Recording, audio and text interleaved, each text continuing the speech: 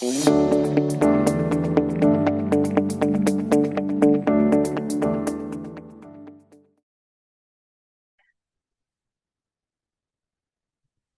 so sorry. One, two, three. There we go. Thank you. Thank you. Thank you. Thank you for having me. Thank you guys. Yeah, thanks.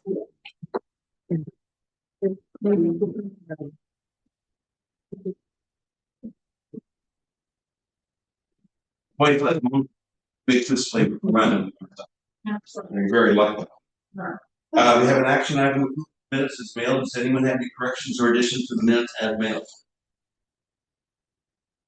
I make a motion to accept the minutes as mailed. Okay, I have a motion on the floor. Do I have a second? Second. I have a Rosemary seconds. Sophie, roll call please. Ken, Yes.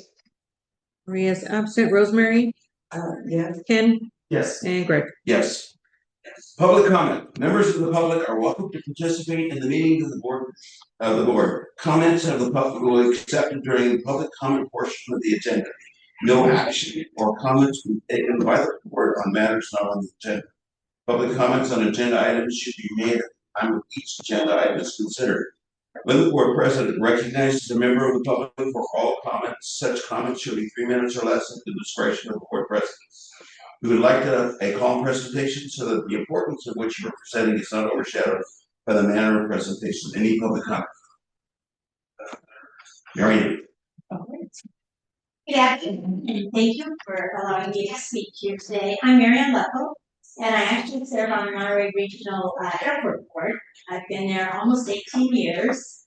I came to Monterey County as an Army wife in 1982, and I've been here ever since. My husband and I have been married 60 years. I've got a couple of kids in San Jose, one of whom is returning to Monterey County. She just bought a house in Coronado Valley, so I've got one back. And the other one I think probably trail in another 5 years or so. I currently sit on the LAFCO board. I represent the special districts. There are 43 special districts in the county that are members of LAFCO. And LAFCO looks at annexations, they look at all property boundary changes, and they look at services that districts do or would like to do. That's what we do. It's a balancing act now between preserving and maintaining agricultural land and understanding that our workforce does need housing and that our citizens are pretty compacted into our cities, particularly here in South County. So I actually led the effort of LAFCO to change some mitigation policy after 22 years. I think it's much more fair to the cities and more fair to potential developers and people who do want to make change for our communities as a whole. But I am asking you for your support. Each district board gets one vote, and I'm asking you to support me in my next 4 years on LAFCO. So Greg and I worked together, and I think we made some good changes, and we worked hard on some things, and I would just like to continue that for 4 more years. So Tell me your name again. it's Marianne, Maryann. Okay. Leffel. I don't think there are any other topics other than me, my husband, Monterey County. So it's a very unusual last name. So anyway, and I know you can't comment to me, but anyway, I really love it. You would support me 4 more years. Kate McKenna is retiring in June, and I feel like with the history I have with LAFCO, I will be a very good person. I'm actually on the nominating committee and personnel committee. I chair the budget committee. I feel like I could take it forward and make sure we choose the appropriate person. I will tell you, we have budget fights every year. Usually the staff wants to increase everything 7 or 8%. And as the chair of the budget committee, I usually hold it at about 3%. Because that impacts all of us districts. We all pay. When that's a 3% increase, we all pay that 3%. And it's hard for me to look a district in the eye that's holding their salaries and everything low, that then we would give LAFCO 7 or 8%. So I've been a pretty good steward of your money, and I'd like to continue doing it. So thank you very much, and I love your facility. I came down and visited Ida, and great. I was gonna say, Mary Ann's been very instrumental in South County and in our district. She's been here supporting us, visiting us, and taking tours during her tenure. So she's been very instrumental in South County and our district. Thank you very much. Thank you, Mary Ann. And good luck, Mary. Yes, Thank you. thank you. I'm heading out. I have a airport board meeting. We'll bring the ballot forth next month. Okay. Yep. Solid Community Healthcare District has transitioned from an at-large to zone election for board members to educate residents and solicit input on the composition of zones prior to the release of the draft maps. So we have public input, public hearing number 4. Any public input? Okay, if not, and bring it back to the board. Can I understand you met with is this perfect for you? You met with the gentleman? Yes. Okay. Yeah, I met with Justin and Ida on J6, not to be confused with J6. But yeah, I met January 6th, and we discussed the maps in length. We kind of went through like the pros and the cons of every map that we had. Is Justin on tonight? Yes. Oh. And so I'll just kind of give an overview, and then Justin, I'll let you take it away. But we did come to a decision, and it looked like the magenta map would work the best for us. And the things that I like about it is not only does it kind of line up with our mission, but the population itself is very well represented. And so one feature that I'd like to talk about is the trailer park that's on the other side of town. It wraps it up in kind of the what would that be? The kind of the mission area. And so it kind of gives them like really good representation. And so I really appreciate this map the best out of all of them, and it is the one that is consistent with the school district map. And then it kind of divides all the schools up evenly, and that way we get even more fair representation. So Justin, if you want to take it away from there.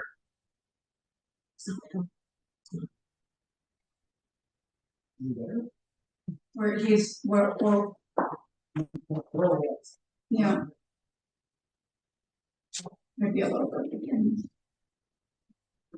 But yeah, does anybody have any questions? Because there's I really appreciate you taking the time to do that. Thank you. yeah. Oh, you're welcome. Yeah, but I was kind of concerned about some of these rules back here that if we have to have election even if somebody's term isn't up. No, when your term goes, we serve out our terms. Yeah. And then when it comes down to it, like, you know, if I'm out in 26 and nobody runs because you're still in the same district. Correct. And then you can fill out your term and then there'll be just one slot when you're up. Okay, for that time. Yeah, Okay, because I think yeah, we yeah. I mean, that's what they said way before. And then somebody in the other district will fill in when that time comes. Right, and there's a few nuances. I'm not well versed speaking to them, but it sounds like say if Maria was to go in 2026, that would help. I really actually forget, but so basically, I guess the main thing is if there's nobody in District 2 and 4, I believe, that has filled the positions. So as a board, if nobody runs from those areas, we can then appoint a member at large. Only from that district. that's what I was wondering. No, because that's what they said, because that was what was brought up way back was it's got to be somebody from that, you can appoint somebody from that district. But it has to have representation, and if nobody wants it, it's a mistake. And that's the downfall of this whole project. Is there could be some zones that are empty and sit empty, which would make it hard for a board. And, you know, I think that I saw this years ago on a board that I was on. It may come to it that there might be a stipend established to encourage people to participate. You know, maybe it's $50 to attend the meetings. Then you're gonna get, participation. Right now, we all volunteer. But I think if it comes down to it, it would be something to consider, whether I'm sitting on the board or not, is, if there's a zone that's, and you can't. The minute you start offering $100 to come to a board meeting, they show up. And I saw when I was on. Go ahead. No, that's what I thought they asked, I mean, If, I am not for this kind of stuff. if I may add, and I may have misunderstood, and once Justin comes on board, he can clarify, but in our meeting on the 6th, we went through like the different scenarios that can possibly occur. So we'll have him go through this, but, he explained that in the first, option, which will bring us stability and continuity, would be, and in essence save, in cost for not only the person running, but for the district. In 2026, the elections would run, where, if these individuals did not want to do that, for example, Ann and Kid would instead run in 2028, as Ann mentioned, when that district comes up, while Rosemary and Maria would remain in their seats through that time. Who's up in 26? You and, Me? Is it? yes, and Already? yeah. I'm fulfilling the old position. Remember, he was appointed. However, and this is what This doesn't go into effect until when? so that's the decision, that's your decision. However, because zones 4 and 2 do not currently have a member in them and have never had an election, you can still appoint at large for the next 2 years. And then that, yeah. And then that goes into what you said after that, but at least for the next 2 years, we can maintain the status, if you guys so decide, as it is today. Nothing would change. Instead, Ken and Ann would be appointed, and they would be appointed to those 2 zones. And it won't be That's until if nobody runs. well, we have to put it up for elections. So we have to decide. So if we decide that those 2 zones don't go for elections until 2028, then for 2 years, nothing happens and they get appointed at large. So that means that in 2028, the elections will be held for zones 1 and 3. And then, which is, so Rosemary and Ann's, number one, Rosemary and Ann, number 3, Ken's area. And then zones 4 and 2, which have nobody there until 2028. But for the next 2 years, we will be able to appoint somebody to those zones because there's never been an election. That's what I understood from our meeting, Ken. I think I heard that as well. And it saves us time and money for both the district and the board members while maintaining our leadership's stability and also stability and continuity. Yeah, we wouldn't have to pay for elections. Right. Then he went into a next option. He says, okay, so you Ken and Ann can run for an election in 26 for zones 1 and 3.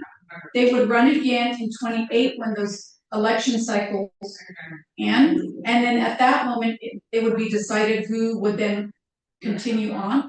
But I don't think so, because when we run, if we run this year, it's a 4-year term. So that would put us until 30, not until 28.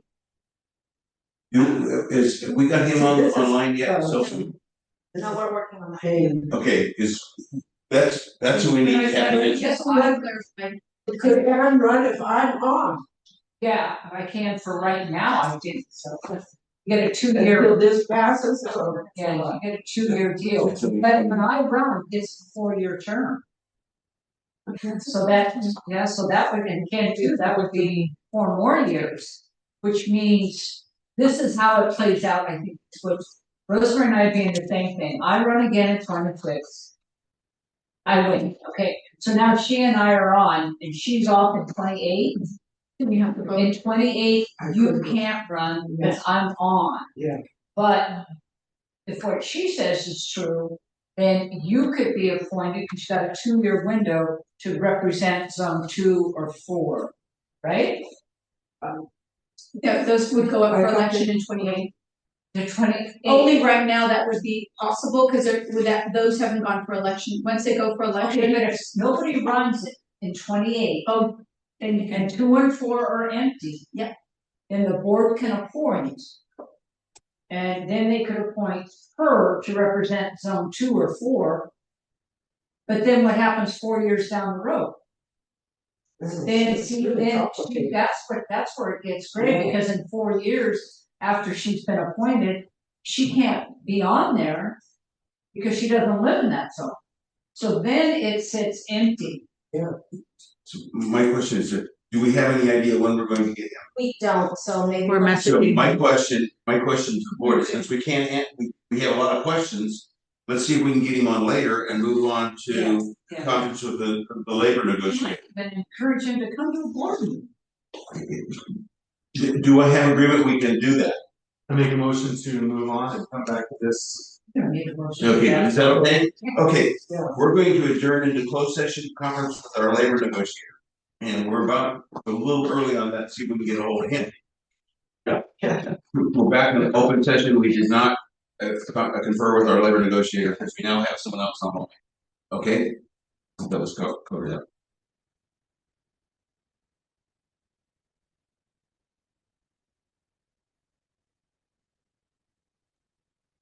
there it is. Hi, good afternoon. I apologize. I had 4:30 down at the time this started, so I apologize. But it's a pleasure to be here today, and I am here to present on our trustee area maps. And let me just share the presentation here.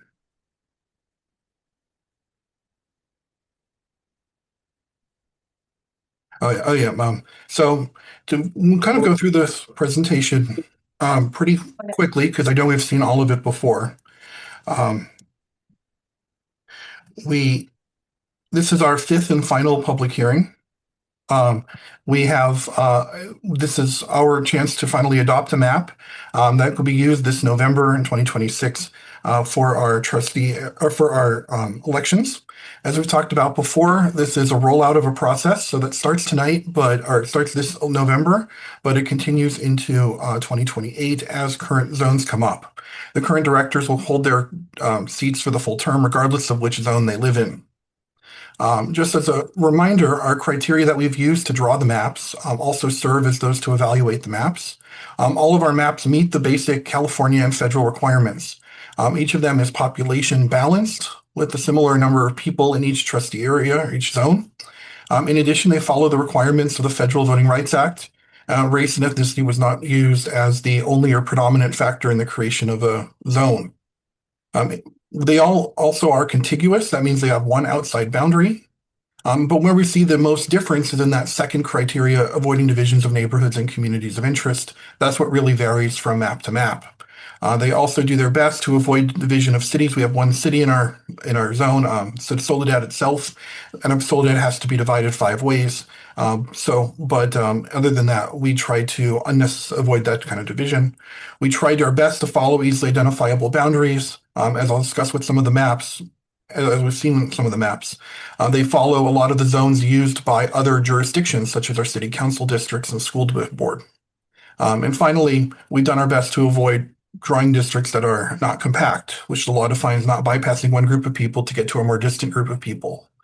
In addition, our maps follow the California prohibition on not drawing boundaries for the favoring or discriminating against incumbent political candidate or political party.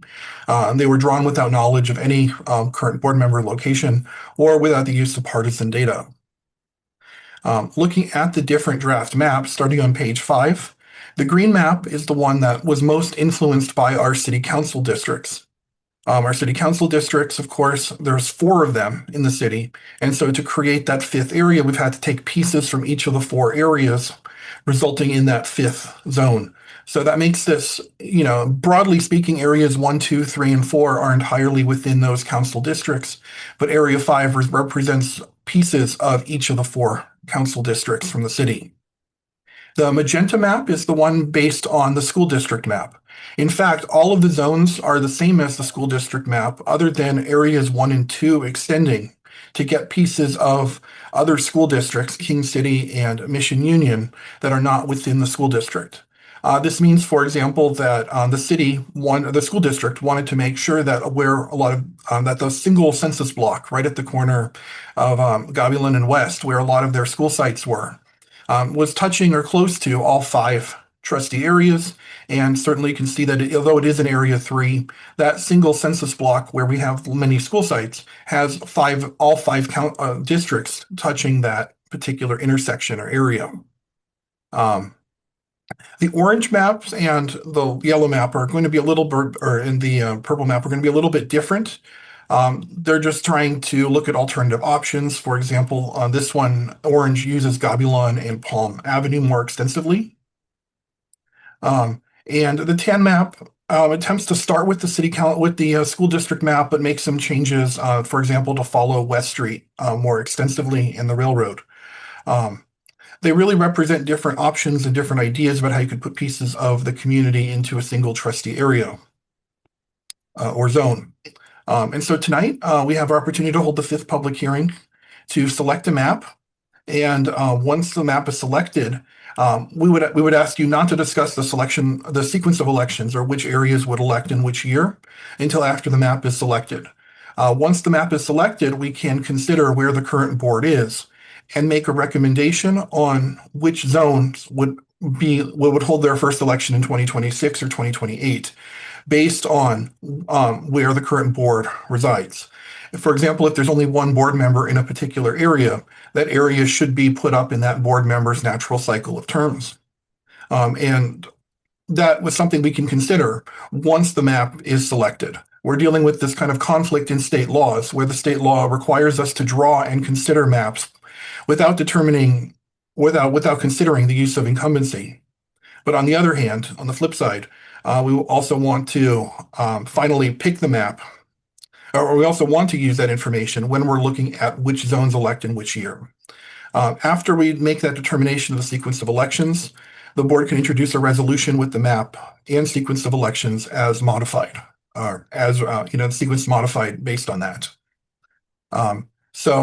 With that, I do have a little bit more in the last slide about rules for determining the sequence of elections, but I can talk more to that with reference to a map once the map is selected, if that would be appropriate. So with that, I thank you for your time. I'm happy to take any questions. Any questions? No questions. We're going to open the public hearing. Is there any public input regarding the selection of map? If not, I'll bring it back to the board. Is there anyone who wants to has a map they want to propose that they want? After meeting with Justin and Ida on January 6th, we went into a lot of detail on every single map. We went through like the pros and the cons of everything. I settled on the magenta map, and then Ida did agree. I think it aligns with what we're trying to do and the population and the diversity that we want to serve and that we do serve. And I think one feature that I'd like to go over, Justin, was how we looped in the trailer park with that upper neighborhood, and I thought that gave the most fair representation, that people can get, and it really made the most sense to me. So that my recommendation would be the magenta map, and sticking to it. Okay, is that a form of a motion? And that's the one that the schools are on. That's the school one, yeah. And then the city's on the green map, is that correct? I'm not for certain. Yes. So the green map is the city map, but the city only has 4 council districts. And so adding that 5th area does make it look substantially different. And then Justin, can you talk about the feature that we discussed on January 6th about how the school came to that decision based on the school properties? Sure. And I will, essentially the school board had a lot of discussion about that trustee area, get the exact number, trustee area 1, because trustee area 1 includes the trailer park that's south of the railroad track or west of the railroad tracks, as well as that kind of newer neighborhood up to the north, the wealthier neighborhood up to the north. One of the things that we discussed when the district eventually did that was twofold. The first was that because of the size of the city, that it wasn't as big a deal as it would be if they were more geographically distant. And it's easy to, or it's possible to walk, for example, from that part to the other part of the district. Really, it's not that far. And the really big thing they talked about was that they've traditionally had a lot of board members from that northwest corner of the city. And they haven't had anyone from the trailer park west of the freeway.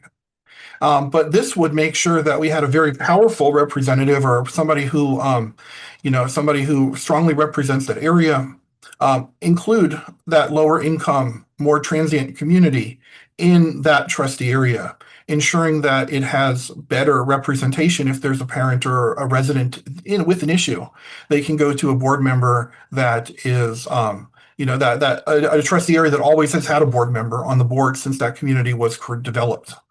And that was something that they saw as a very positive element of the map, even though they worried about some of the differences at first of socioeconomics in those 2 neighborhoods.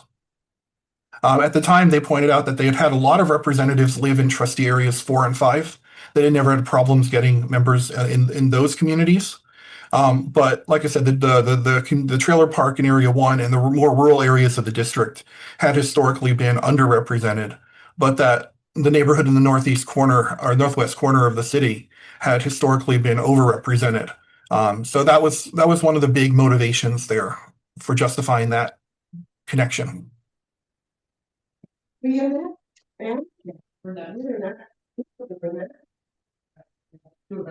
of the trailer park. Right. Any other questions of Justin or okay. Will you put your recommendation in the form of a motion? Yes, I would make a motion to recommend the magenta map for the district map moving forward. Okay, do I have a second? I'll second it. Okay, a motion and a second. Sophie, roll call please. Jen, Yes. Maria's absent, Rosemary, Yeah. Ken, Yes. and Greg. Yes. Okay. Now we're going to have a discussion of the election sequence. Probably before we have public input, let Justin go through an explanation. Does that sound fair to you, Justin? Yes, that's good. So essentially for a sequence of election, there's one basic rule. At the end of the day, 2 zones must hold their first election in 2026, and 3 zones must hold their first election in 2028. That reflects the current election cycle. We have 2 board members elected who would be up for election in 2026.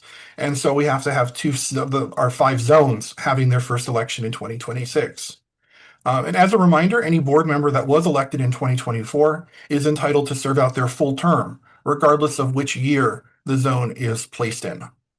Now, the basic rule that most jurisdictions use for determining which zone to put up in which year is that if there is one director or multiple directors with the same year term, that zone should be placed in that election year.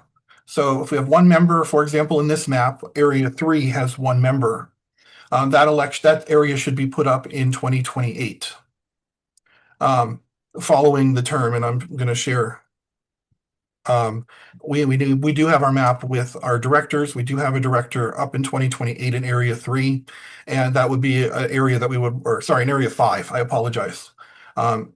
We would want to put that into the 2028 election cycle. 4 zones that have multiple trustees on different election cycles. The general wisdom is to put them up in the later of the two election cycles. That's the more common.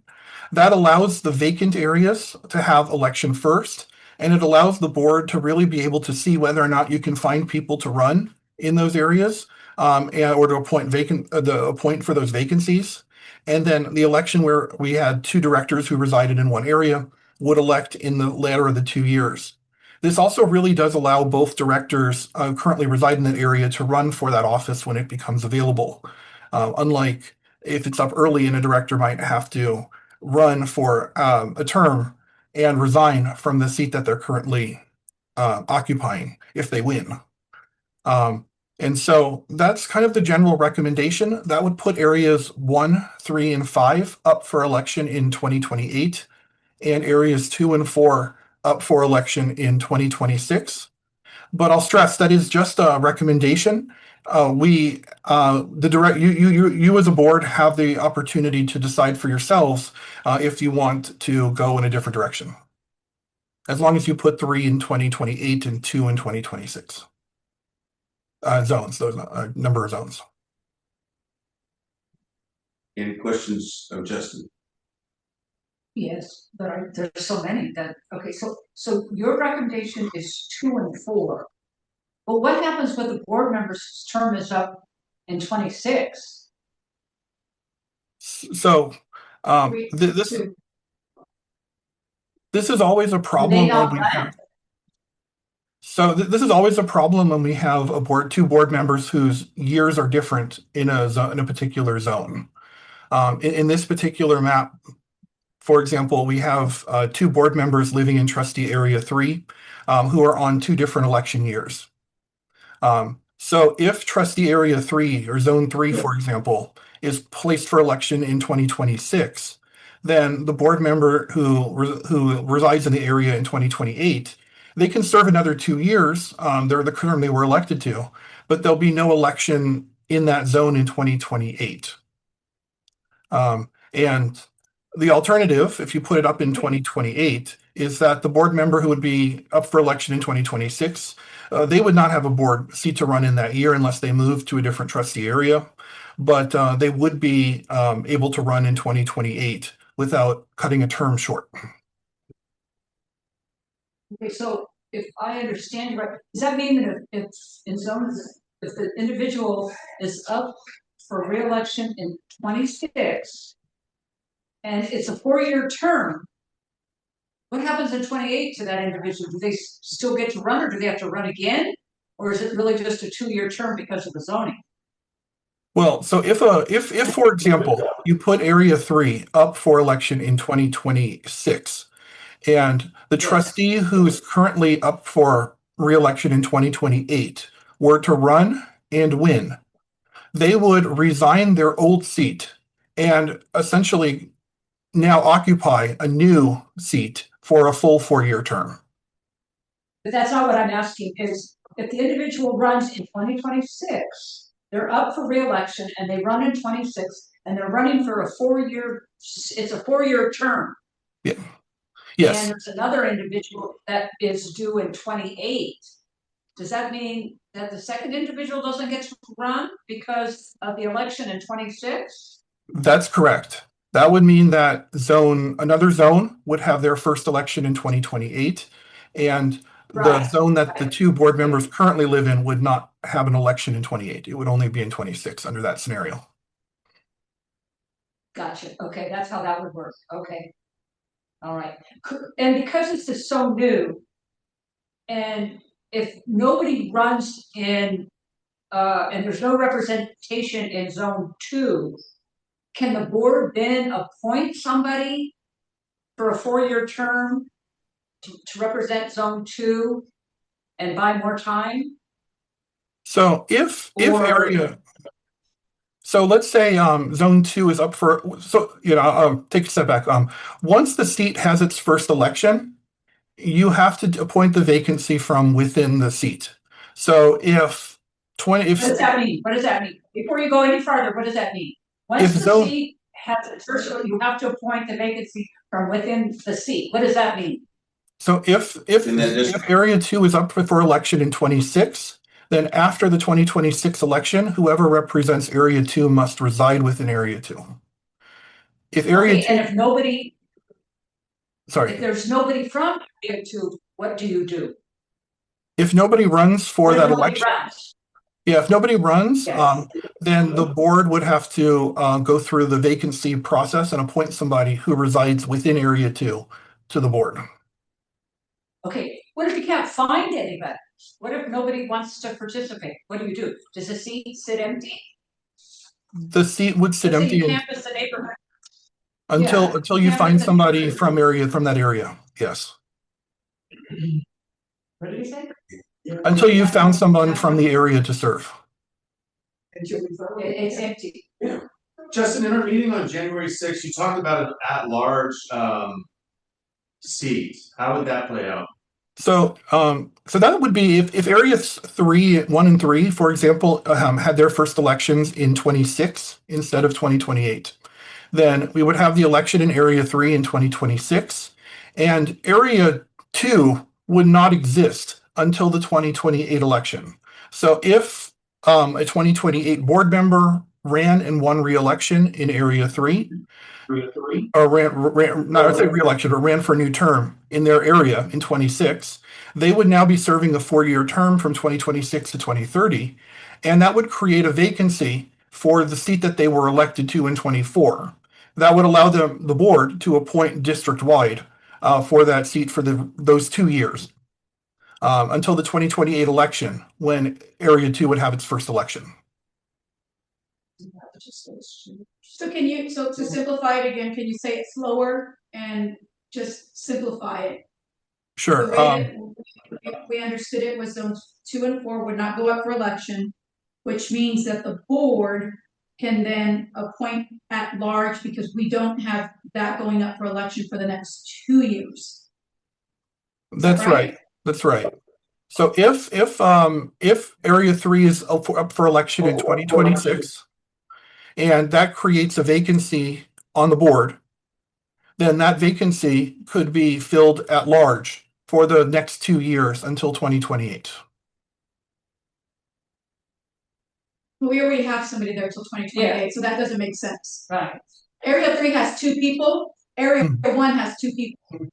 So we're talking about zone 4 and 2 right now. Right. So if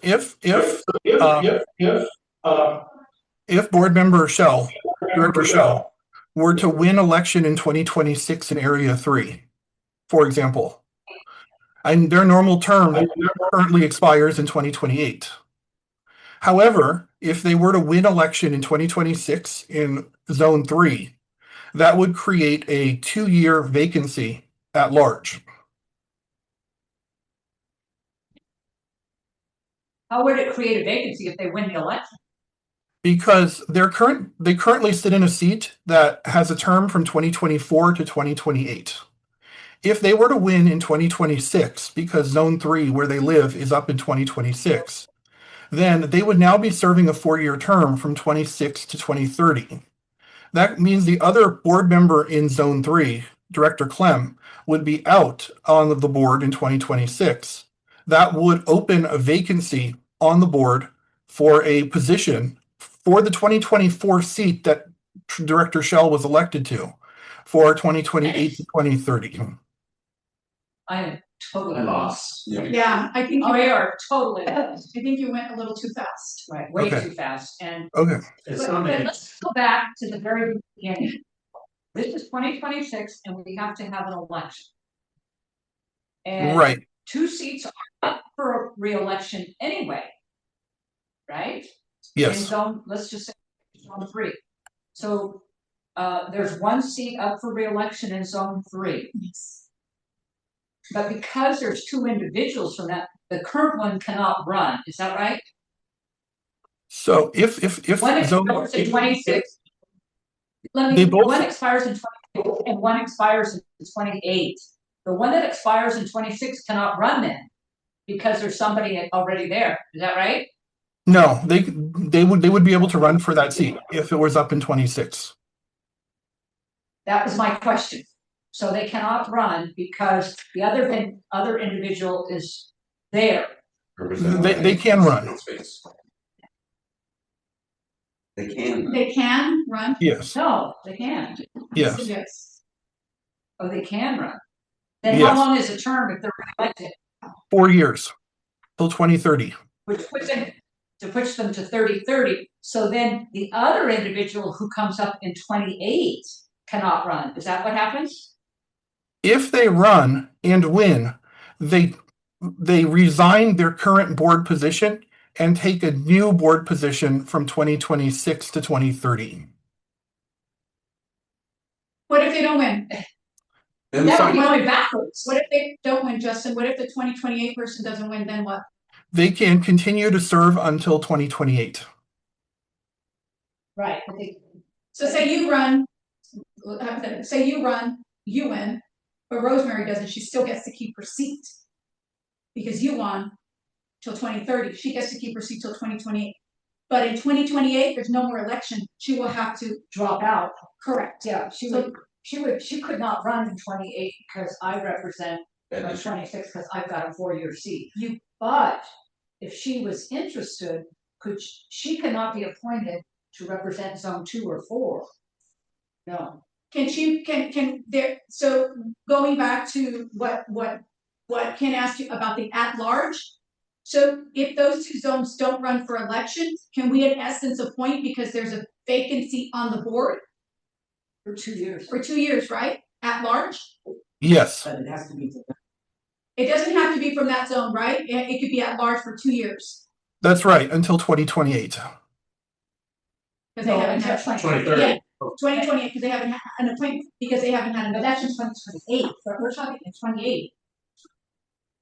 Go down the road, and in 2028, Rosemary can't run. And nobody runs for zone 2. Can she be appointed to represent zone 2?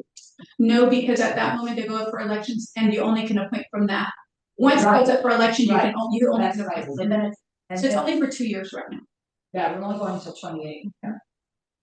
And you are up in 20, So I'm going to have to pull papers this year, it sounds, He's up in 26. 26. okay. Are we square? And then, yeah, then that brings up the other issue of the vacancy that's not come up. Or could come. And that'll be different. Yeah. Any more questions? Because I wanted to then open it up to the public, because we now have some information. Okay, open the public hearings. Any comments from the public? If not, we'll close the Do public. we want to table this part till for another month so that if the public has any input, or I don't think there's a need, you? No, I don't know this. We ran ads and we Can I- did social media and. Yeah. Can we share just a little bit, Adriana, of what we I don't have? think there's a need. No, there's no need. Okay. No. No, okay. Okay, so we need to have a motion to Oh, yeah, decide. which zones are gonna come up? Yes. Yes, Okay. so what I understood, and hopefully I didn't screw this up. The recommendations, I understood it, 2 and 4 in 2026, 1, 3, and 4. No. Nope, No. okay, they're wrong. So, 1 is 3. 1 and 3. okay, so. Okay, someone put that in motion the way it's supposed to be, because I screwed. Before we do that. So, let me just get this clear, if we do it that way. And my term is up in 26, so I don't run. And doesn't. So- Only people from 2 to 4 can run. So you're just So- saying, So Justin? if I can clarify, it sounds like the direction of the board would be to put areas 1 and 3 for election in 2026. And then That makes the most sense. 2, 4, and That would be 5 better. in 2028, which is perfectly acceptable. No, I screwed it up, I'm sorry, that was funny. Because otherwise, yeah, then there would be, So, does someone want to make that motion wait a minute, before you go, so Yes. 1, 3, in 26, 1 and 3 and 26, 2, 4, and 5, and 28? 2, 4, and 5. And we have to do that only because the 4 years is up. And so you have to go for reelection or you drop out. Any more questions? And So, yeah, 2 and 4. Yeah. Okay. But what happens? So 2 and 4 come up, plus 5. Plus 5. 4. No, 1 and 3 right now. Correct. 2, 4, and 5, and 20. That makes better sense. We're good? Rosemary? Ken? I make a motion to put on the ballot zones 1 and 3 for 2026, and then subsequently 2, 4, and 5 for 2028. We have a second to that. I'll second. Okay, Ann seconds. Sophie? Anne, Yes. Maria is absent. Rosemary, Yes. Ken, Yes. and Greg. Yes. Okay, Rachel. thank you very much, Justin. Thank you very much, Ken, for doing the extra work. We really, really appreciate that. Yeah, I should look good. Okay, we're gonna go into closed session on conference for the labor negotiators. I'll read. And we're going back into open session. There's no report, we'll just confer with our labor negotiator. Treasurer Brent. Good afternoon, good evening, how are you? Can you hear me? Yes. Okay, so I am, let me just check something, here we go. So you have 2 months, excuse me, you have 2 months in your packet, you have November and December. But I think what we'll do is we'll just concentrate on December and we'll make comments about November as we go. So let's turn to page, I believe it, I'm looking at the packet here. It is page, I don't, 27.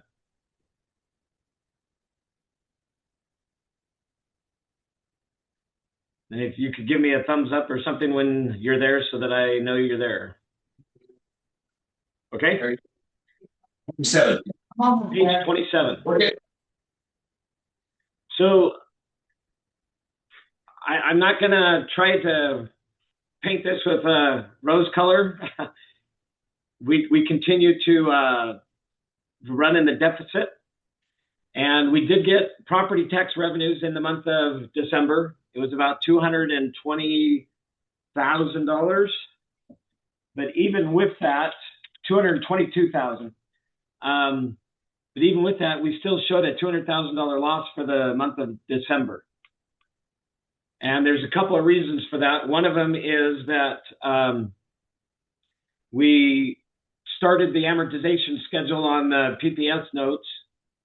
And when we started that, it required us to book the interest from July 1st through December. And that interest was about $90,000. So we're running about $15,000 of interest a month. So that interest had not been booked. And so the amortization schedule then starting in December accumulated all that interest and required us to book it in December.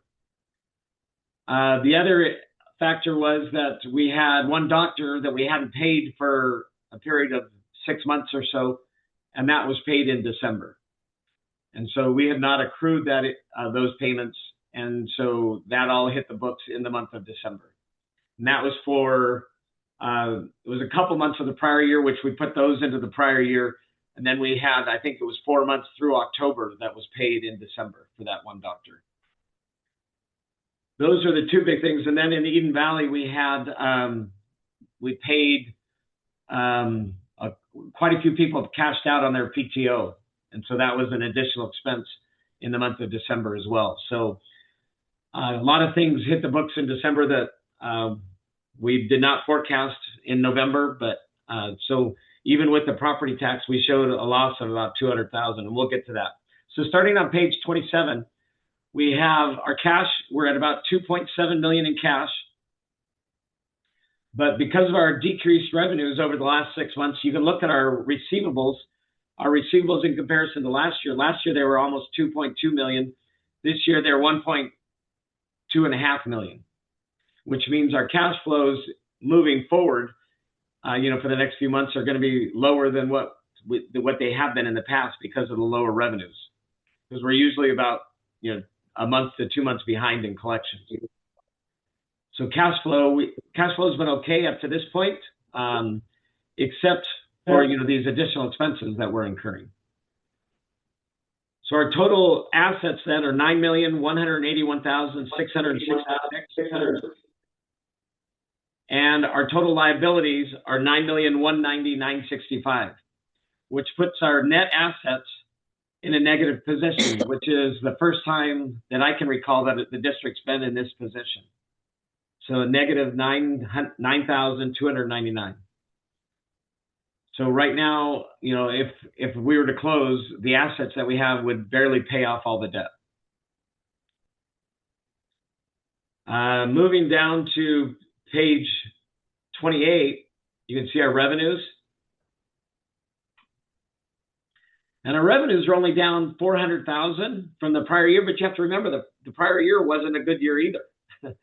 And so when we compare December of 24 to December of 25, it's not a comparison that we want to make, because December of 24, at that point we had lost $612,000 in operating income. And in December of 25 now we're at a loss of operations of $784,000.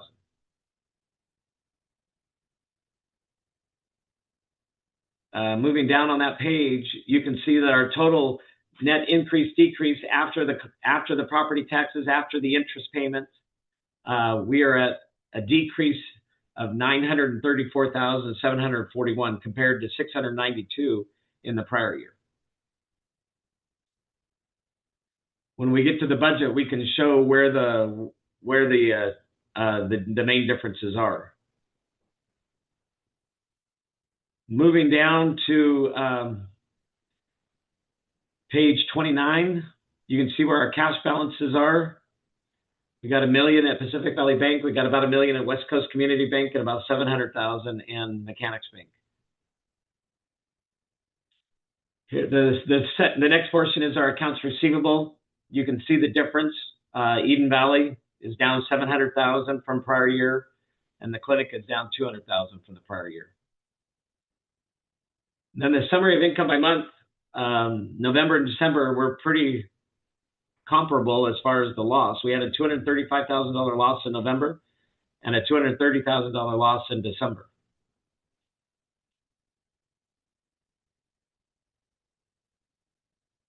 Our gross revenues,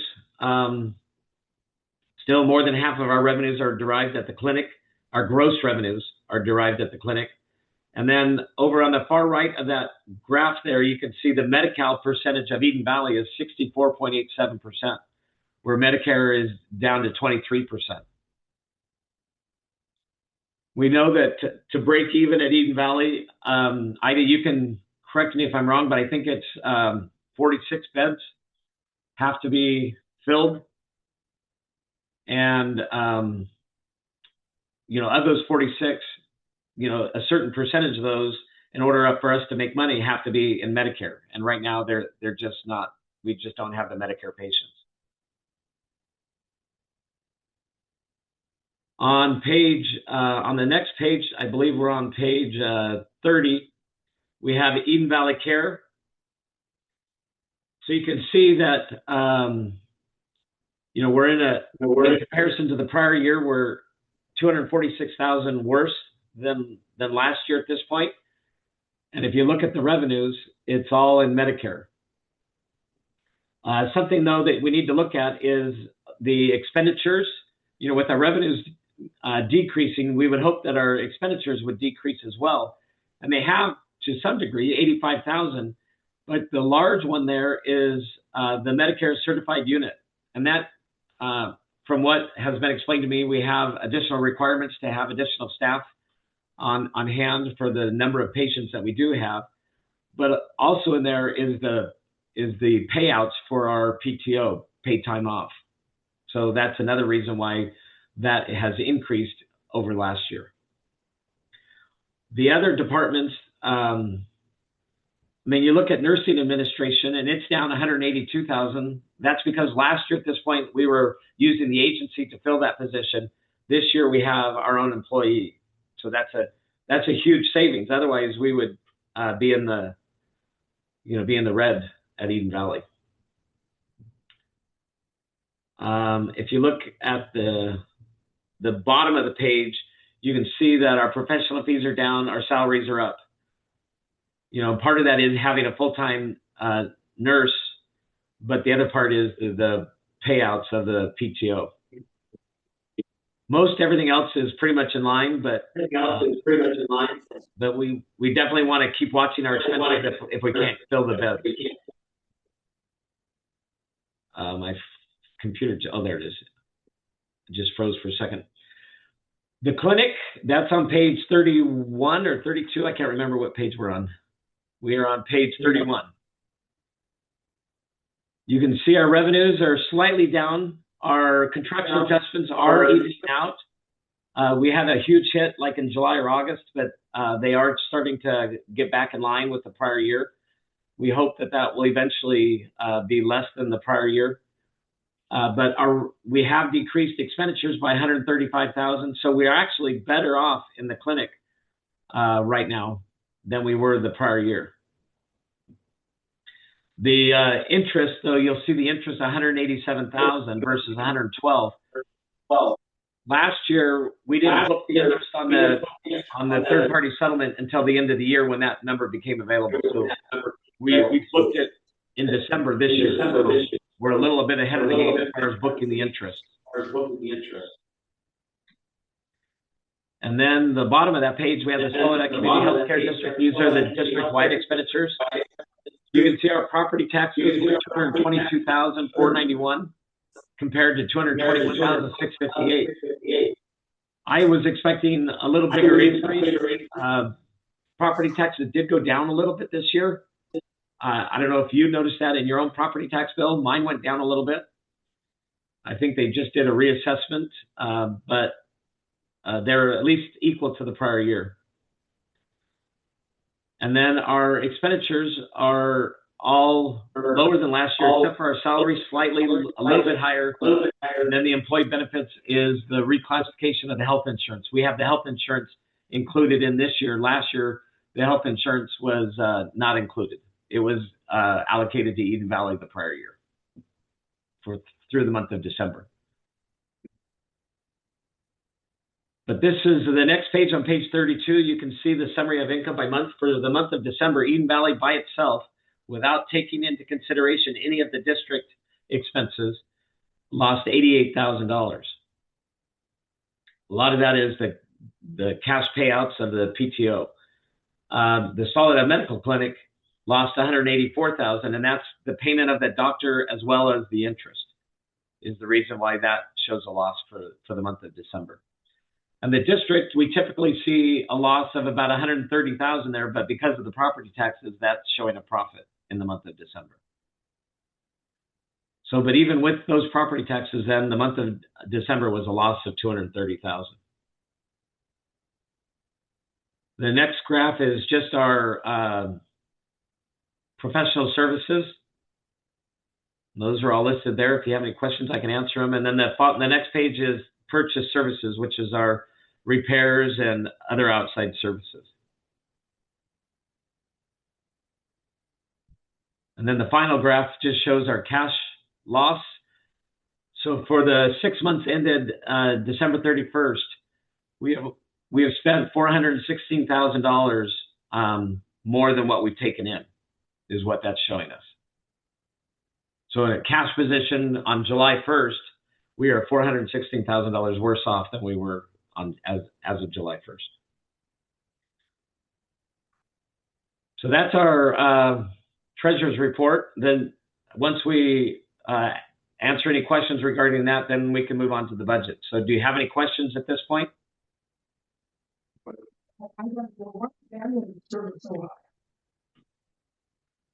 On page 33, ambulance transportation. Yes. Do you want to comment on that, Brian? Yeah, so when we get admissions from the hospital, sometimes we have to use a third-party transportation service.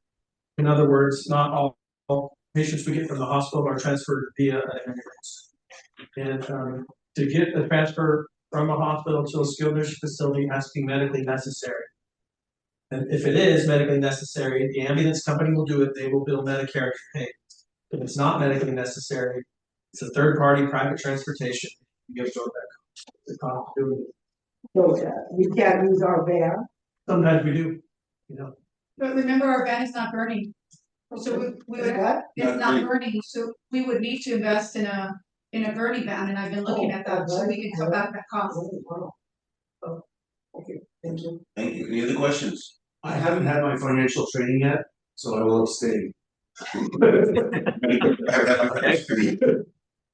Okay, can I have a motion to approve the treasurer's report before we move on to the budget? We accept the, financial statement. We have a motion to accept the treasurer's report. Do I have a second? I will second that. Okay, Sophie? Anne, Yes. Maria's absent, Rosemary, Yes. Ken, Yes. and Greg. Okay, now we'll go to the budget review. You're back on, Brent. Okay, so this is page 34. Yeah. And once again, this front page is accumulation of the next 3 pages, but you'll see in the far right column is the district. To the left of that is the clinic. To the left of that is Eden Valley. And then that second column is the total, which is a sum of the far 3 columns. And then we compare that to the budget year to date. So the budget, this is 6 months of our budget, and this is 6 months actual year to date. So for example, in our gross patient revenues, we budgeted $10,085,280 for 6 months. We are at $9,110,982. So we are, approximately 900,000 less than where we thought we would be at this point. Our contractual adjustments are less than the prior year, which is good. And our other operating revenues, which includes interest and grants and those type of things, we are not. We're about 84,000 less than what we budgeted. Our expenditures, we are approximately, 360,000 less than last year. In total, our salaries are under budget. Our professional fees are under budget. Supplies are under budget. The employee benefits, that's where we're over budget, and that's in health insurance. Utilities under. Insurance and taxes are just slightly higher. Purchase services slightly higher due to some projects that had to be done. Other operating expenses are lower, and rents are just about on target. The thing that you can see here is that when you look at, let's just look at Eden Valley, for example. So you look at their year-to-date, actual year-to-date, which is the middle column. You have 3.9 million in revenues. You have 3.8 million in expenses. We're 133,000 gross profit. But then they have to absorb 60% of the district-wide expenditures, and that's where it puts them in a loss position. So in order for Eden Valley to show, in reality, to show a profit, we need that gross margin to be close to $650,000, $625,000, so that we can break even on the net margin.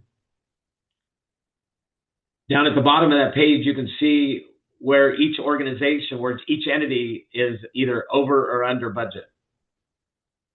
So Eden Valley, we budgeted at this point $238,000 of profit. We're at a loss of $492,000, so $731,000 worse than what we budgeted. Clinic, we budgeted a $328,000 loss. We're at $698,000, so it's $369,000. And the district, we budgeted a profit of $248,000. We're actually showing a profit of $256,000. And that's just primarily interest income and the property tax revenues. So our interest income is higher because we have the money invested at Pacific Valley Bank as well as West Coast Community. But when you look at our budget overall, we're $1 million over budget. The next 3 pages takes this and it just reviews each individual entity for the 6 months. So the next one is Eden Valley, and you'll see those same numbers summarized on that front page, and then the clinic, and then the district on the final page. So at this point, I'll entertain any questions you have regarding the budget. Any questions, Brett? Okay. I think at some point in time, we should take a small look at these numbers. One of the things I would like to see, and I don't know whether, I don't know whether, ready to do this, but I'd like to see a plan of how we're going to, we've got to increase patient contact, increase our revenue at the clinic. We've got to increase our our resident count in Eden Valley. That's our income. And we're low right now. So what I would like to see, and I've asked the board to kind of think about this, is if we can get maybe next month or the month after, for Brian to come up with a plan. This is how we're going to address these issues. And then every month, this is the results of the plan. If we have to tweak it, this is how we're tweaking it, and this is why we're tweaking it. Well, I couldn't agree with you more, and I think the one thing that this is showing is even though you budget to spend money somewhere, you don't do it because you don't have the funds. The funds are not coming in to match that, and so when it's said to us, well, you budgeted for that, doesn't mean that you spend it. And thank goodness our expenses are lower than what we're budgeted, but I think it's also going to mean we're going to have to continue to look at expenses and continue to lower expenses as revenue is being lowered. And we've got 6 months to turn it around before Yeah, I agree with both of you. I think we have to increase our patients, and we have to cut somewhere. I've never seen us cut anywhere. You know, just because we budgeted, I was right. We don't have to spend it. I don't know. So I think it would be good to. So can we have a two-part? And I don't think we need a motion on this. I think it's direction, but that Brian comes up with a plan for both Eden Valley and the clinic, and this is a plan, and then a report monthly about the results of that plan and how you're going to tweak it. It needs to be tweaked, and then what are the tweaks results? But then also maybe as part of what Anna's asking, what are the things that you are looking at that you can not spend money on to try to contain our losses? Minimize the loss. Yeah. Am I? Yeah, you know, one thing good that did happen, that when so many people were missing their appointments, they make an appointment and then they wouldn't show up. We did cut back on that somehow, so that was a real positive thing, because then we couldn't put somebody else in their place. But so things like that we need, you know, to continue. So do we have agreement that was what we'd like to see those? I be very simple to say, you know, I think the staff and the department heads should be brought into this and say, you know, how do you think you know, what are your ideas to increase revenue? And they're more knowledgeable than We are. That's what I'm. That's in my head. That's what I was suggesting that. I think the department heads need to powwow up with. And also cost savings.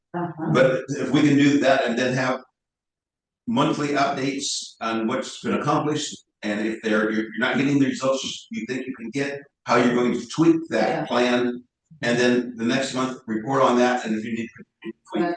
Does that sound okay? Okay, we're clear. Okay. Look at that. We'll get that to you guys. Thank you very much. Okay, we're going to item 13, and it's the reserves policy. And let's go. I don't know what page that's on right now. Oh, here it is. Page 42. Ida? So just a little background. Anne at our last budget meeting, she reflected on having a reserve, and I think we had talked about $50,000. We actually do need it in our policy so that we can have our transparency process completed. What I am suggesting in this policy, and you guys can adjust it, is that we at least have a 1 month $1 million in reserves, so that we know that that's what will be available now. With future goals is to increase that by 2 or 3 times as we improve the bottom line here. But for now, at least a 1 month reserve for our costs. So that's what you're seeing in today's proposal to you guys. Now it's on page 42. Any questions, Ida, on that? I make a motion to approve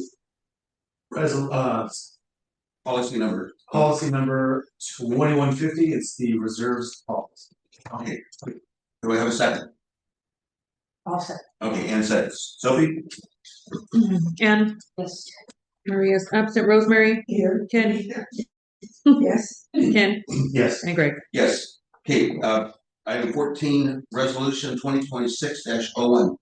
Amendment to implement Secure Act and other law changes, Community Healthcare District 403 retirement plan. Item. So, we do have, the representative, is he on the line? From Nationwide? Sean? Okay, so let me just share. So if you guys recall, we did a resolution number 2021 and 04. If you guys recall, 403 plan was a plan that was at our district that we were not eligible under the applicable IRS rules to establish and maintain a 403 plan. So what we did in that resolution was to look at a strategy of freezing it, but also find an alternative place to hold it while we concluded, working with the IRS and concluded finalizing the movement of the plan and selecting the facility. You guys instructed me to do that in these resolutions. We've now done all that. The plan is now at Nationwide. They're the ones that are supporting us with this. A letter has gone out to our employees indicating that the plan is going to be terminated. They have to decide what they want to do. It's in your packet. What I need from you guys is the support and agreement to pass these resolutions to allow us to move forward with adding these amendments into the already adopted plan agreement. This will add these amendments that will allow us to finally close out the plan and bring it to a resolution. Just so that you guys also know, in the letter, it will indicate that if the individuals that are within this plan, it's about 38, do not come forward with a decision to either roll it over, cash it out, this plan will go into fiduciary outside of us. It will no longer be our responsibility.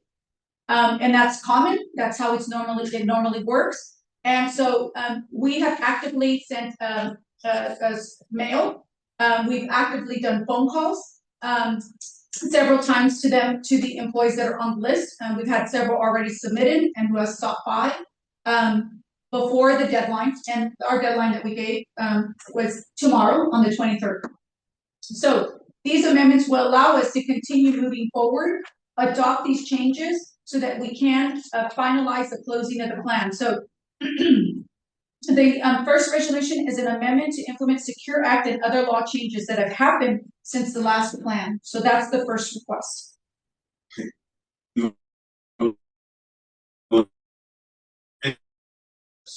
Is there a penalty involved if they leave if they're not responsive? What happens there? They just No penalty, it just goes into a TPA fund. So, for them? yeah, for them individually, and that company agency will reach out to them. No penalty. And the full withdrawal, there is there a penalty? If they would have, what we advise is they go their tax preparer Yeah, okay. or the retirement. Yeah, there's depending on their status and their income. Yeah.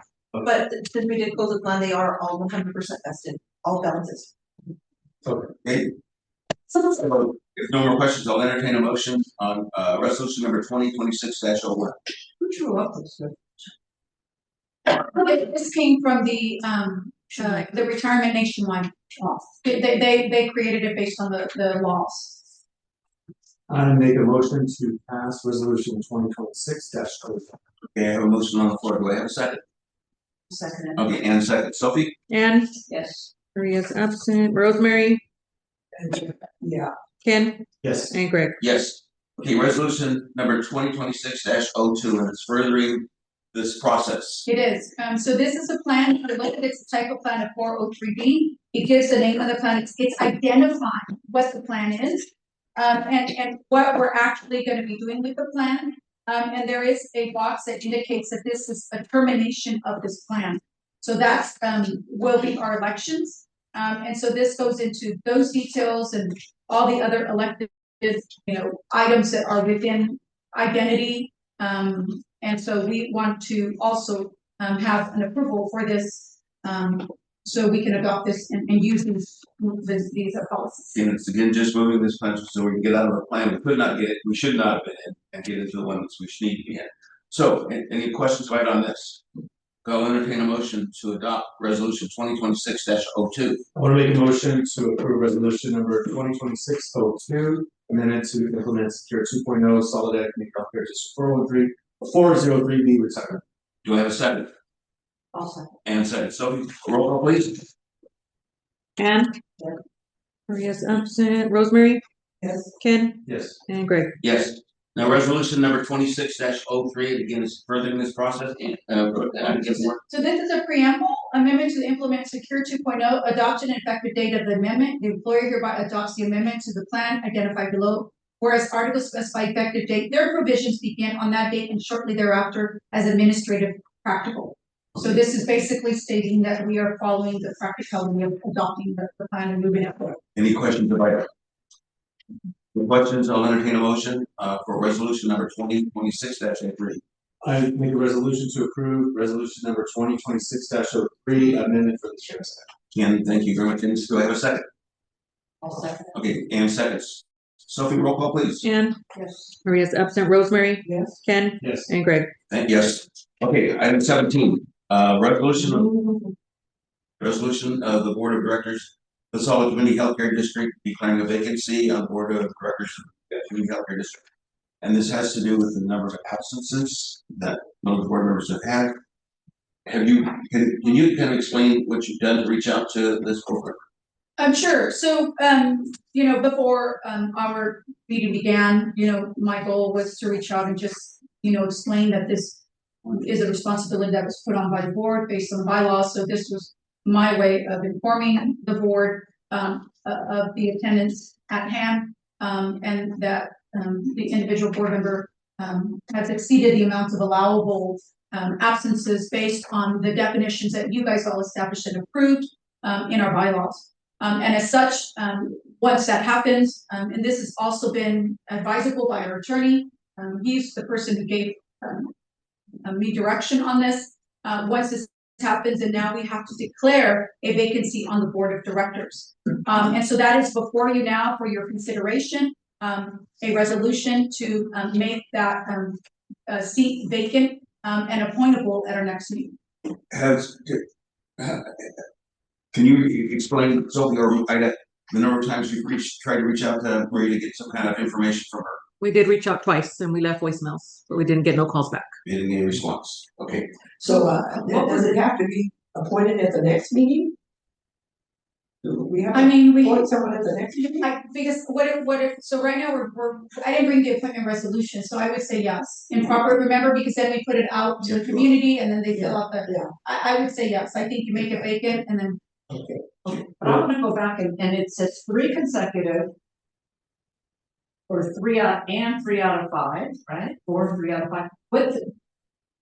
Where does she fall in? So Maria has missed, in 2025, not including today, she has missed 7 meetings in total. What are they? Okay, 3 out of 5 consecutive meetings she's missed. Which are the dates? Sure. That's what we're looking at. No worries. She missed 11/20/2025. 11 in November 25. She's missed September 18th, 2025. She's missed August 28th, 2025. August?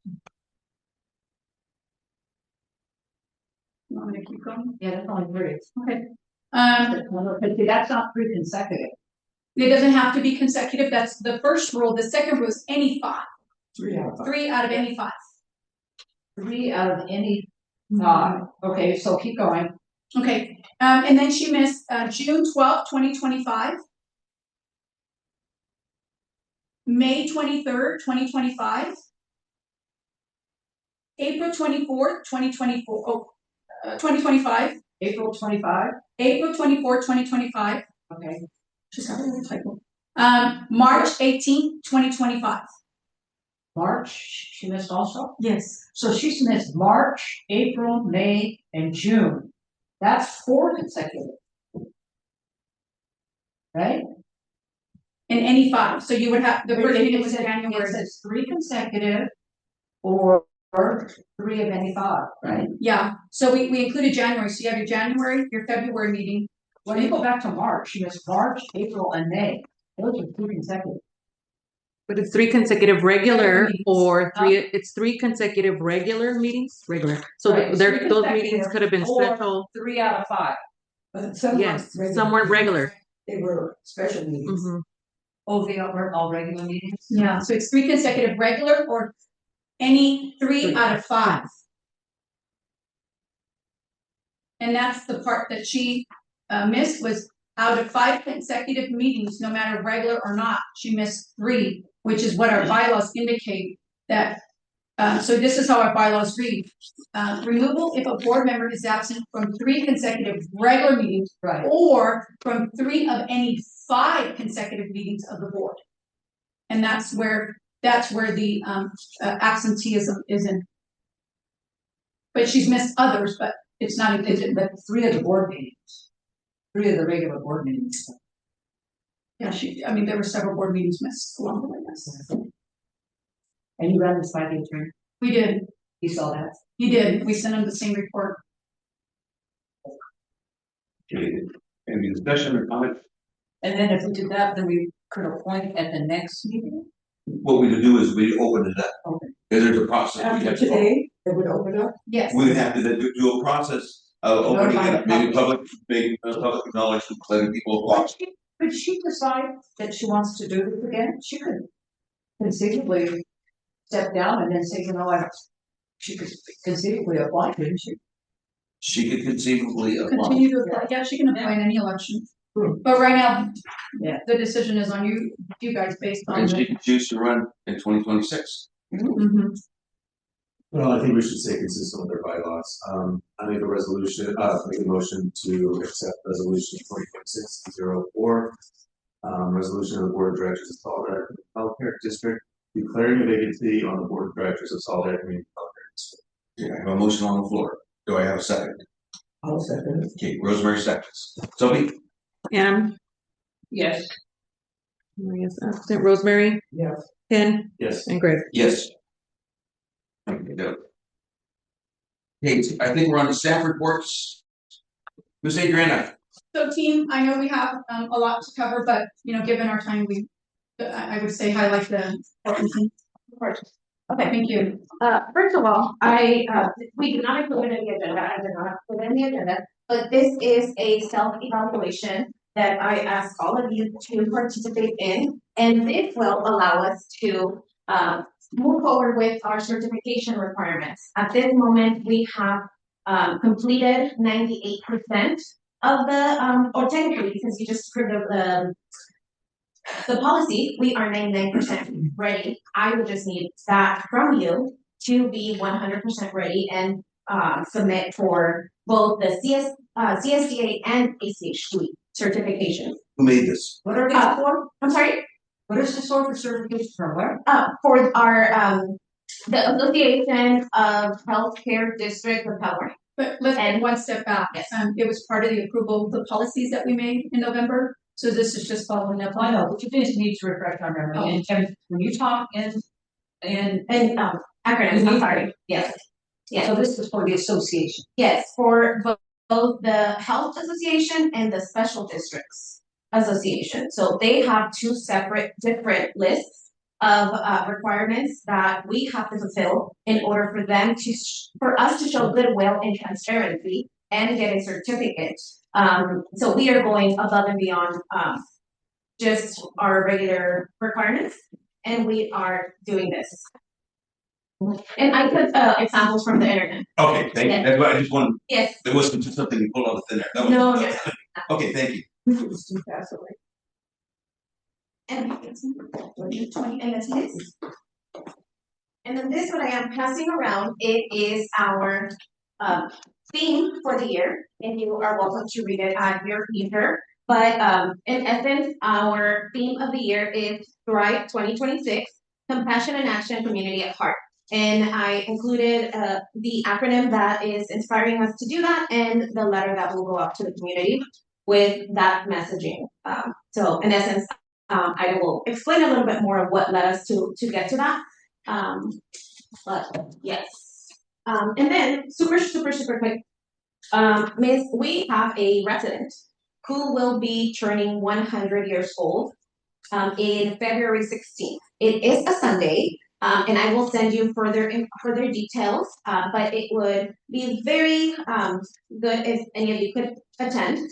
and I'll make sure to follow up with details. What's the name of the residence? Per. Can you say? You can't say? You can't say?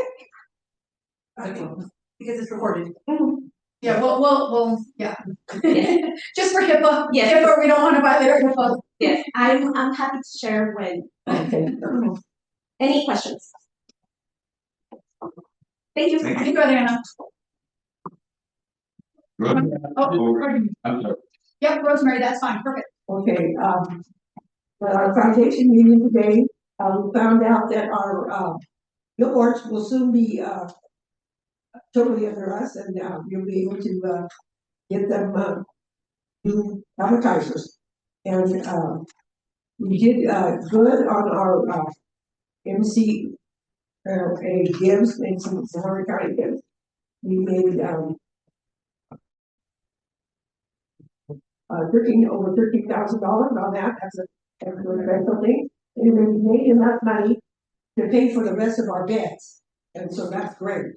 And so, we'll be able to complete getting new beds for all the rooms. And, anyway, we'll be, sending out information on our, new quilt for the Mother's Day, raffle that, people can contribute to. And, anyway, we had some nice, donations, and so that's good for us too. How about our gift of light, Rosemary? We raised, All over here. 2,000? yes, $2,170. yeah, Oh, that's fantastic. gift of light. Yeah. And then on top of that, we got another generous donation of 4,000. Good. So, And I like to see the tree is still up, so the tree lasted us through, January 6th, and that's good that people were able to come in and still see it. so we have raised, a record of over $50,000. Oh, wow. So, just so you guys know, you want to share where you guys decided to put all that money at? All the beds and what you're doing with all that money, you're gonna buy all these new beds for you. That's what I said, we completed the money and we could finish having them for each room. Yep, and it includes a bariatric bed as well as new mattresses. Yes.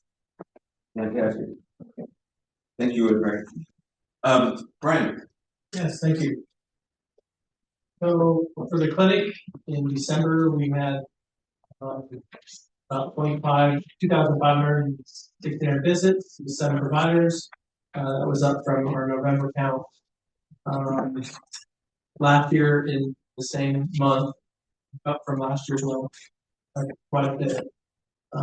We had 299 no-shows for December, and we are working on that. Appointment reminders are being sent via text and emails, so we're calling also the appointments. And then aggressively pursuing those that are no-shows. From as far as grievances from the Alliance, we had 2. And then our care-based initiatives numbers are looking good. And at some point this year, we're estimating a healthy incentive payment from our CDI participation. Fantastic. Yeah. 259,000. That'll help, okay. Sure. And then, just a list of staff meetings and other events we held in December, obviously. For Eden Valley, census is stagnant, and of course, we need to develop plans to increase our census quickly. For the month of December, our average daily census was roughly 44, slightly down a bit from our year-to-date average. Our Medicare average was slightly down. Our Medi-Cal average was a little up. So our overall occupancy percentage in December was 75%. It's down from our year-to-date average. Our main source of referrals, Salinas Valley, we had a bulk of our admissions from there in December, and few from Natividad. From California Department of Public Health, we did have one facility reported incident. Our star rating remains at 4, and we're obviously ways to increase the star rating. Other than that, we had a bunch of festive activities and events in December. Thank you. Any questions? I have a question. Yes, please. This is personal. Yes. But I got a phone call yesterday saying that I have to do something and talk to somebody, and I'm too old to do this computer stuff, to go on an app to pay my bill here, I mean, in the clinic. I see. So is there some new system? If they're doing it, I don't know how to do. It's just a general option. You can walk in with a check. You can walk in with your credit card and pay it anytime, or you can send us a check. It's just another option for those that like the computer. And Okay, because I don't bring my check, because I mail it and it goes to some other state. yeah, so it's Athena, our EMR. They have what's called a processing center where all the checks for billing gets to, but if you're in town, you can drop off a check, you can send it to the clinic, and we will process your payment. Okay. Or you can come to the front and you can tap a credit card, pay with a credit card. So we have several options, or you can call us over the phone. But I think this is a general issue. Us older folk, our technical skills are in the imaginary number realm, and so when we're pressed to go on to use the bloody computer, we are intimidated like nobody's business. So, and if we're going to end up having, I don't know, let's say, if our patient base is going to be older and older, we need to acknowledge that this patient base is not functioning at 110%. It's more like 10. Okay. Yeah. So I that was all. It's a hard thing, yeah. So thank you. We will continue having options. We won't have just the one. Yeah. But that's important. Thank you for letting us know. Okay, Ms. Ida. If I may ask, I would like, if you don't mind, that I can postpone my report to the end and allow for a closed session to happen, just because I want you guys to hear from him before he has to go. Is that okay with everybody? Sure. And thank you. So team, we will all come back and reconvene after our closed session. If anybody's mind, you will stay in, please.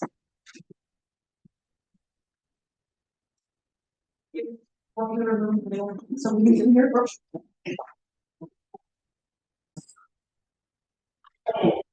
We're leaving closed sessions, going back into open sessions. We had conference with, there are no reportable action taken. We had conference with our legal attorney.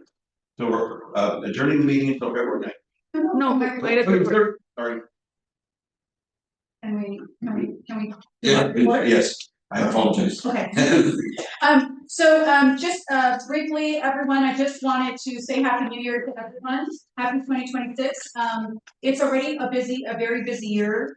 We are thriving in our work across the district with progressive in leadership, recruitment, partnership, employee engagement, and capital planning. Each year, a model is selected to guide us as we make an impact in the district. This year, the model is Thrive, Compassion and Action, Community at Heart. It reflects the Soledad Community Healthcare District's commitment to moving beyond recovery and into sustainable growth is what we talked about this day and establishing a plan. In 2026, we'll focus on strengthening access to high quality care, supporting our workforce, and deepening trust with the community we serve. Guided by compassion and driving by action, we remain rooted in the community, ensuring that every decision, service, and partnership advances the health, dignity, and long-term stability for Soledad and beyond. Also, I send out an email to you guys and a message letting you guys know that there is a new mandatory training which was signed into law last year. Local agencies officials are now required to have this training, and I do have a handout to give you guys. You guys I am taking it in March via Zoom. There is an in-person one, but there's several options for you guys to consider so that we meet this requirement. And it's a 2-year training that is added, and it's a financial training course, which I think is good as well. Eden Valley received a $20,000 second grant. Actually, the foundation for Eden Valley received that.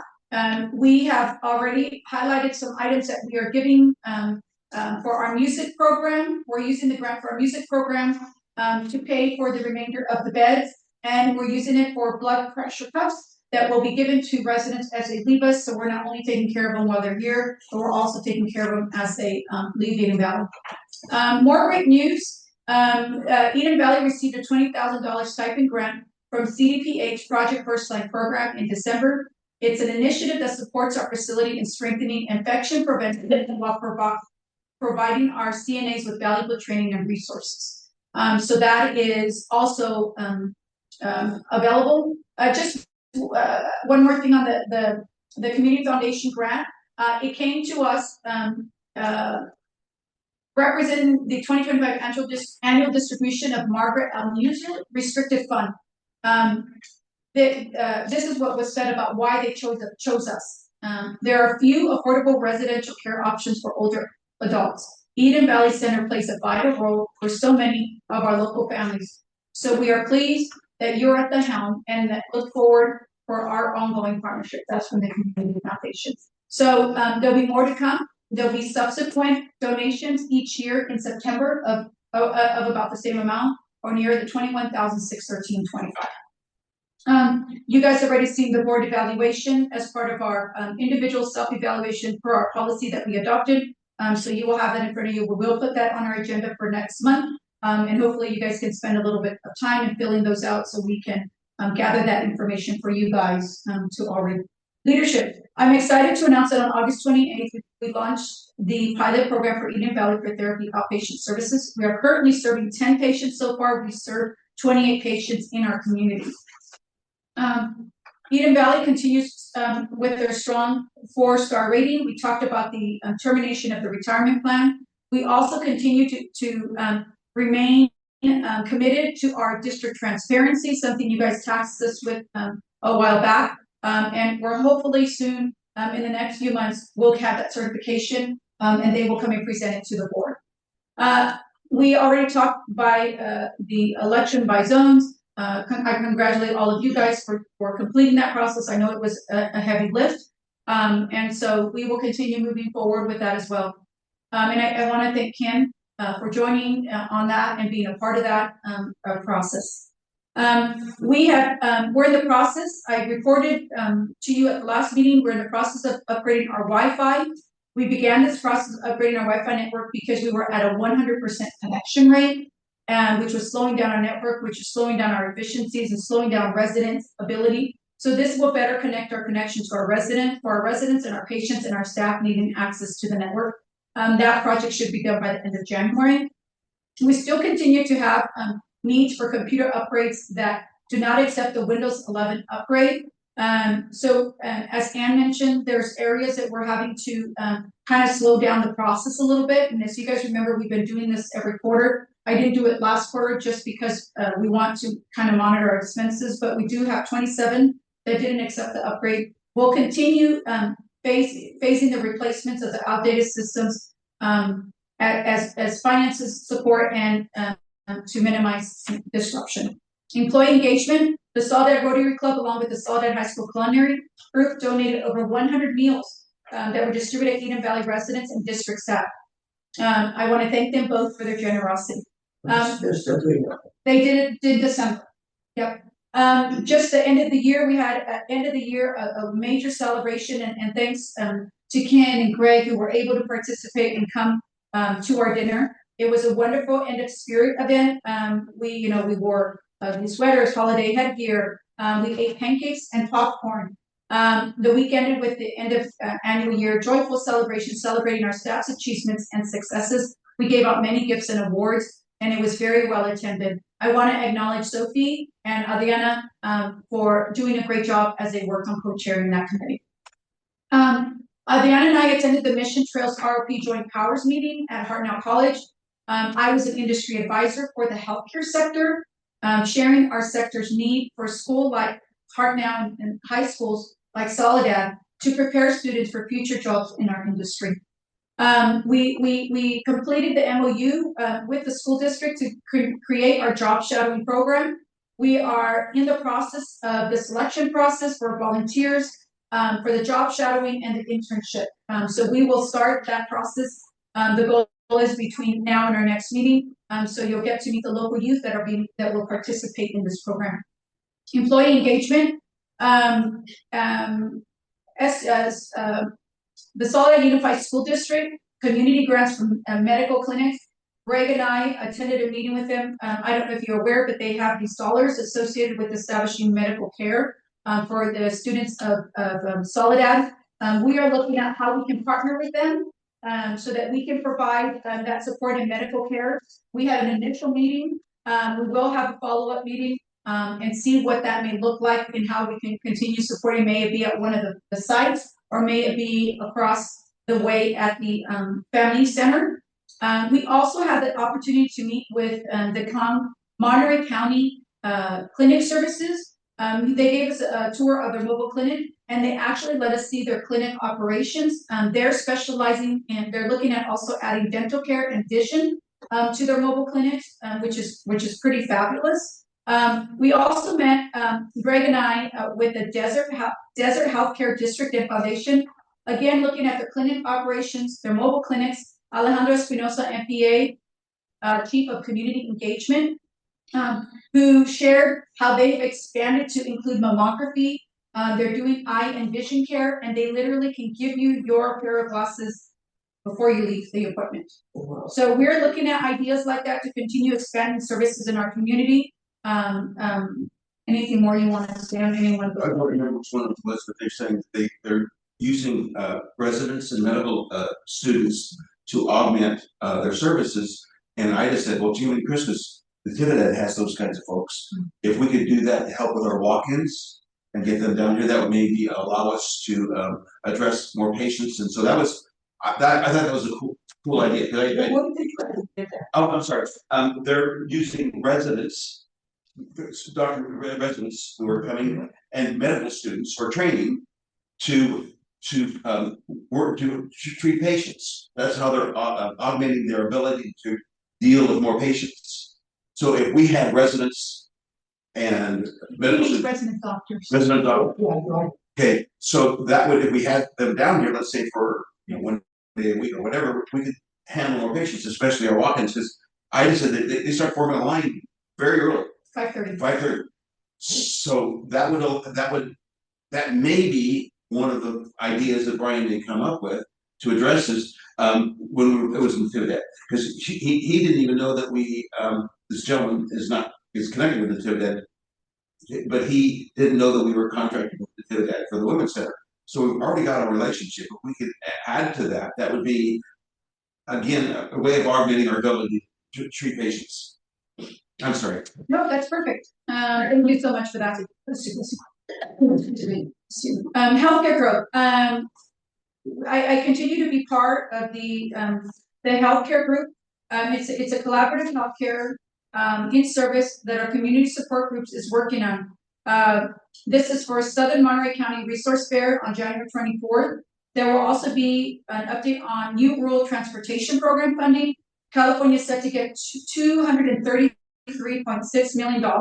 So in this healthcare group, we're hopefully that this will support Monterey County, but also Southern Monterey County. So more to come on that. We have already talked about the 100-year birthday that will happen in Eden Valley. Financial and risk management facts. We did receive our letter from Palmetto. Medicare office visits are currently at 132. They will be raised to 165, which is 25%, or $33 per visit. This increased when effective January 1st. For this fiscal year, which was 24-25, we saw 5,203 Medicare patients. This means we would have earned an additional 171,000 versus the 686,796 we received, which would have made the total 858,495. So expect that's going to be an increase to our numbers as well. Okay, we are working on cost reporting for both the Soledad Medical Clinic and Eden Valley. It's an annual mandatory process of submitting detailed financial operational data to Medicare administration, contracts to reconcile their payments, determine future reimbursement rates, and ensure compliance, effective linking actual costs for patient care with payments received from Medicare. So we have done a wonderful job that they didn't ask for any of it back because we actually cost it out as it should be. We've already talked about the property tax that we received. As a reminder, we received 0.04 of the total available 1% cost. PPS, We are now paying off PPF for 22 and 23.